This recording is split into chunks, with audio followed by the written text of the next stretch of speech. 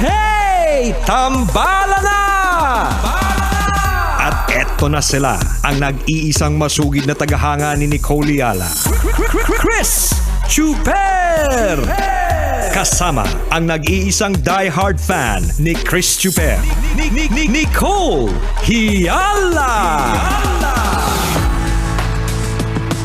Mula sa Mahiwagang Burnay. Ang kwento.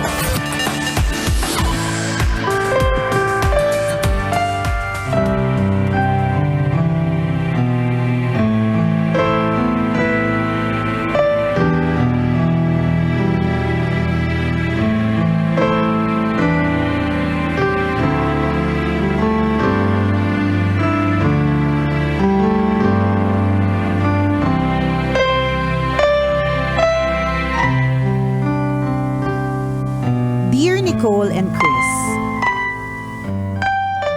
Itago nyo na lang ako sa pangalang Mila, 62 years old pero may asim pa. Byuda na ako at may 7 anak. Nasa Italy na silang lahat kaya mga kasambahay na lang ang kasama ko dito sa Cavite. Meron akong kusinera, labandera, all-around maid at isang personal driver. Teka nga. Teka. Ano ba kailangan mo?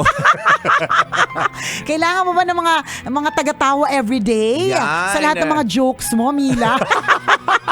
Baka may opening pa dyan.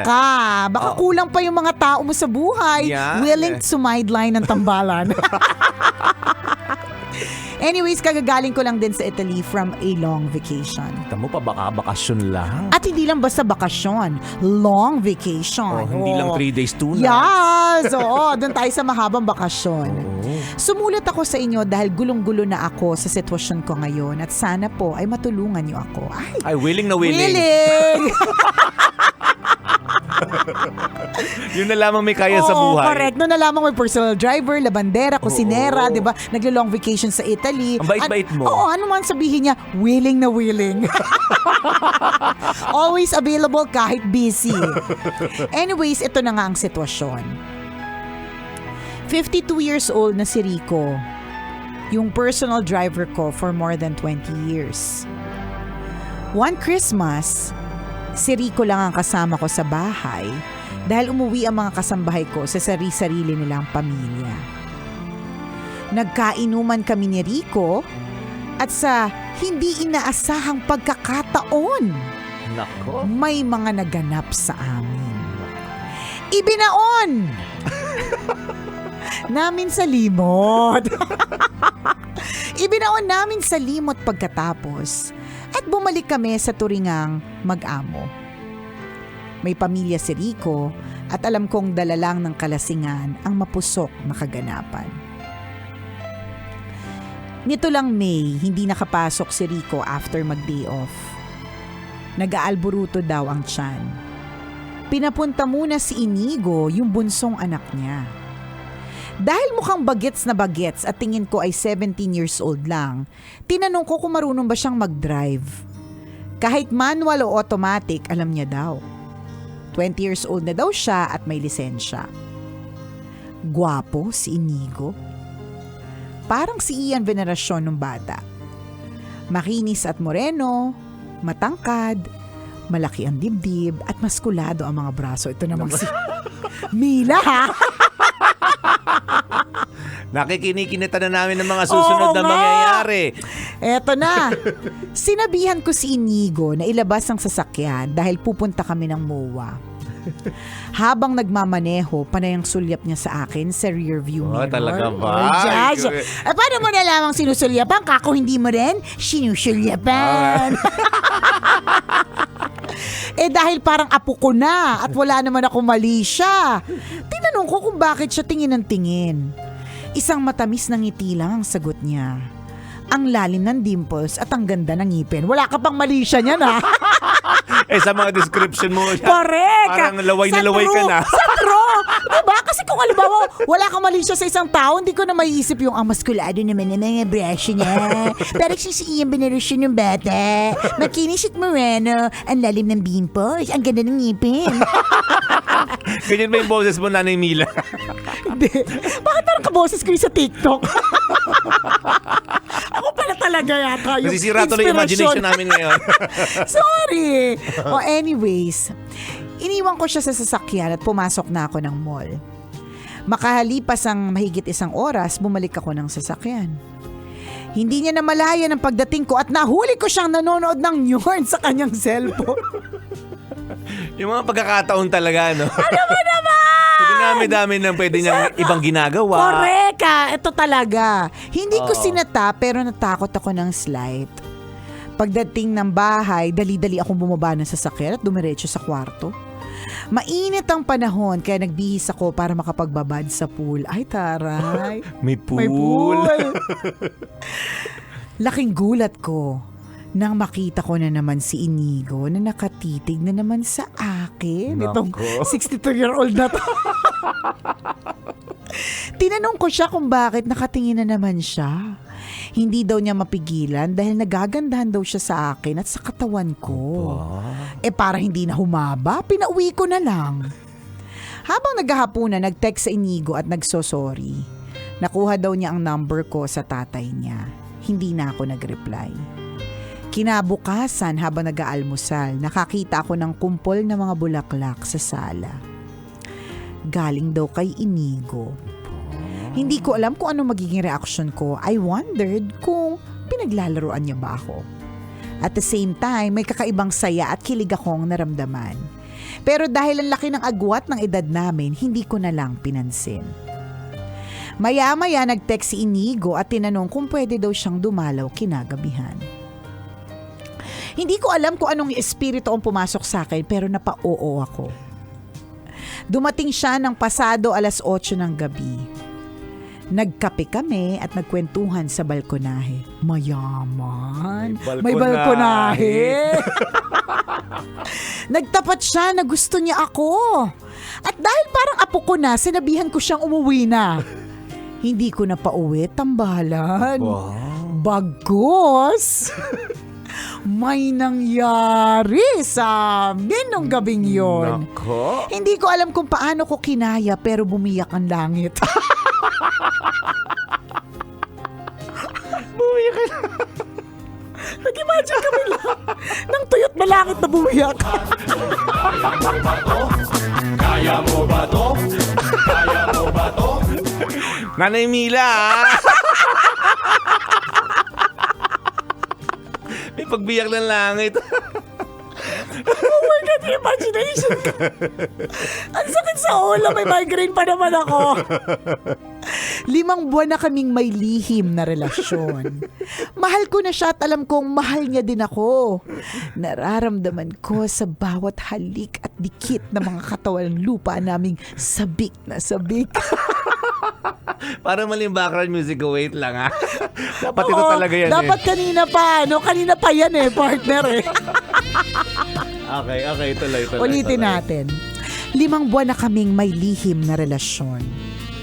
Mahal ko na siya at alam kong mahal niya din ako. Nararamdaman ko yon sa bawat halik at dikit na mga katawang lupa namin. Sabik na sabik. Pero parang mali at masagwa sa paningin ng iba ang aming relasyon. Natatakot ako na isang araw malaman ng mga anak ko ang tungkol sa amin ni Inigo. Anong gagawin ko, tambalan? Salamat sa inyong payo. Ang inyong tambalanista since 2005. Mila. Giây phút em gặp anh là em biết em si tình. Sasayawan ka nila namin. Ay, nako. Feeling namin expert ka naman. Ano kailangan mo sa amin? Kaya nga, ito naman. O, go na, mother. Alam mo na gagawin. Malaki ka na, Nanay Mila. Ay, nako.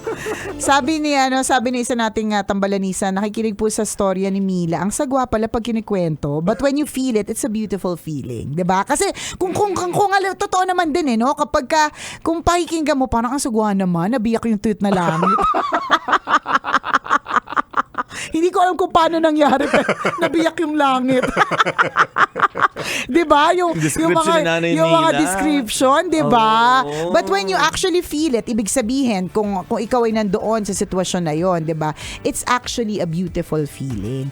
In fact, partner, meron akong mga nakakausap before na mga nasa ganyang age na sila, na sinasabi talaga nila sa akin at kinikwento nila sa akin na na akala mo lang it comes to a certain point na matanda ka na tas ayaw mo na ng mga ganyang klase mga bagay. Kaya minsan pala dumadating pa pala sila yung ganyan tapos mas matindi pa. Sabi ko, hala, nakakatakot naman on my part. Totoo ba? Nakakalurk eh.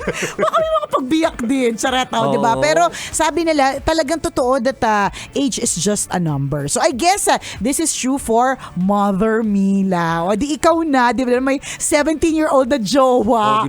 O di ba? Lahat kami mapapasana all na lang. Diba? Ay, hindi pala kami. Sila. Yung mga iba na nag-wish na sana may nakakadikitan sila, di ba?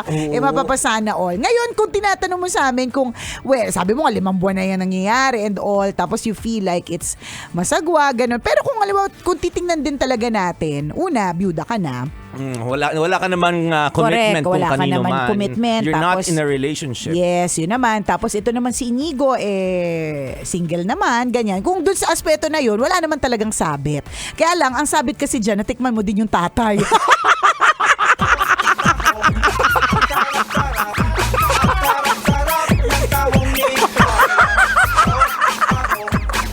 Alam mo yan, Nanay Mila? Ano pinagagagawa namin ngayong Hindi ko kinakaya, sakit sa ulo. Ang sakit, nanay. Ano ba yun? Yung tatay kumakanta nun. Pili ko si tatay splinokto kay Inigo.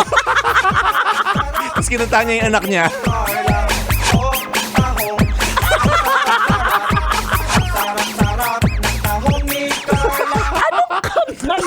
Hindi ko rin alam. Anong tinayin mo sa YouTube? Nag-type ka lang ba ng salitang tahong?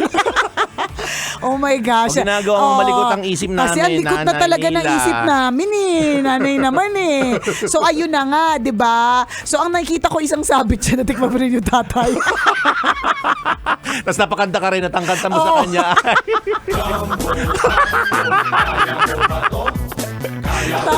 Nanay Mila, napapagod kami sa'yo. Mga tinuturo mo sa amin, Mga tinuturo Nanay mo Mila, sa amin, mga ha? imagine namin. Alam mo, bad yan. Kasi nagdudulot ka na gumawa kami ng kasalanan. Nag-imagine kami lahat. Charot. Hindi, okay. So, I think yung concern dito really is more of what your kids will think. Yun talaga yun. And if you feel like, sabi mo nga, nagmamahalan kayo, hindi naman bago ang May-December love affair, ha? Hindi siya yung parang, wow, ngayon lang nangyari. Lalo pa sa mundo ngayon na yung mga sarat nagpatangos na ng ilong, yung mga flat nagpadibdib na, yung mga maiitim nagpaputi, yung mga papuputi nagpapaitim. I mean, sobrang high-tech na ng world, ang tindi na ng social media, sobrang moderno na ng panahon. Ano ba naman yung matanda ka at bata yung jowa? Hindi na yan bago. Hindi na nakakagulat ang mga Oo. bagay-bagay sa mundong ito. Correct. Hindi na yan para, wow, nakakadiri naman si Mother Mila. Hindi naman, di ba? Wala, tuwa nga Wala. kami. Hindi ganun. I mean, kung talagang basis mo dito is feelings, pagmamahal, ganun, ang kailangan mo na lang talaga para maging, wag ka nang humingi ng validation mula sa amin na tama ba to o mali ang mali, ginagawa or sa mo. ibang tao maghihingi ka ng validation kasi kung mahal mo naman talaga. Pero mahalagang accepted ng kids mo, 'di ba? Para at least malaya na, 'di ba? Para lang yan mga nagtatago sa kanilang mga magulang ng relationship nila. Kahit masaya sila, hindi pa rin full ang kaligayahan kasi alam nilang nakatago, 'di ba? Totoo yun. So ganoon na dapat magkaroon kung talagang truling mahal at truling gusto mo magtagal, 'di ba? Magsasabi ka talaga sa kids. Correct ka. Kung satisfaction din lamang ang pag-uusapan dito, kung happy ka naman at happy kayong dalawa, wala namang pilitang nangyari dito or walang pamimilit, walang harassment or kung ano man, talagang binigay nyo ang sarili nyo sa isa't isa ng buong buo. Walang sino man ang pwedeng kumontra nun kasi Yes. kaligayahan yung dalawa yan. Ang nakikita ko lang dito, just have to make sure sure ano yung intention sa ng tao. Yun din. Grabe Diba? ka naman, porke bata, may intention ka agad na. Hindi, pero Kasi real talk rin din. wala kang binanggit sa amin kung ano talaga yung intention niya eh. Nanliligaw ba talaga siya Ay, sa'yo? hindi. Di ba O sabi gusto niya nagagandahan kasi? Sapat na ba yun sa'yo para, di ba, para gawin ang mga bagay-bagay na ito? Di ba kailangan siguraduhin mo, teka, anong magiging direction nito? O ganito lang ba tayo palagi? Yan. Di ba? Mahal mo ba talaga ako at willing ka bang magmahal ng kagaya ko? Di ba? Mga ganun. Dapat malinaw sa'yo yun. Siguraduhin mo lang ito. At tama yung sinabi ni partner, dapat alam ito ng mga anak mo. Oo. Para mas Para mas malaya kayo Correct. nakakagalaw at hindi kung kailan lamang wala ang mga yaya, Tama. wala ang nagbabantay, wala ang hardinero. Tama. Wala. Di ba? Yung Pag mga walang ganon. tao sa bahay, ang hindi hirap ganon. ang hirap ng mga patago eh. Yes. Lahat po ng mga bagay basta tinatago, parang may feeling tuloy tayo na mali kasi tinatago natin ito, 'di Yun, ba? siguraduhin mo 'yon. Oo. So tama, intention. Ano ba talaga intention? Saan ba talaga patungo ito? Bakit natin ginagawa to? Oo. Anong balak mo? Correct. Saan ba ito patungo? Or ikaw din na Nanay Mile, saan ba talaga to papunta? Yes. 'Di ba? Kung ang intention mo lang din na is you're just having fun, and then let it be just Kung ganun lang yung usapan nyo, pwede rin namang di mo sabihin, Oo. diba? bala kayo. Pwede din namang di mo na sabihin. Tapos doon ka na lang sa enjoyment. Pero kung halimbawa mukhang ito ay papunta na doon sa malaliman, yun yung kailangan mong sabihin sa mga junakis mo. Yes. O ayan, mas pag-uusapan pa natin ito more sa ating Facebook Live. Muli ako po si Nicole Liala. At ako naman si Cambio King Chris Chuper. Na nagpapaalala, walang matatag na relasyon sa malanding may determinasyon. Yun!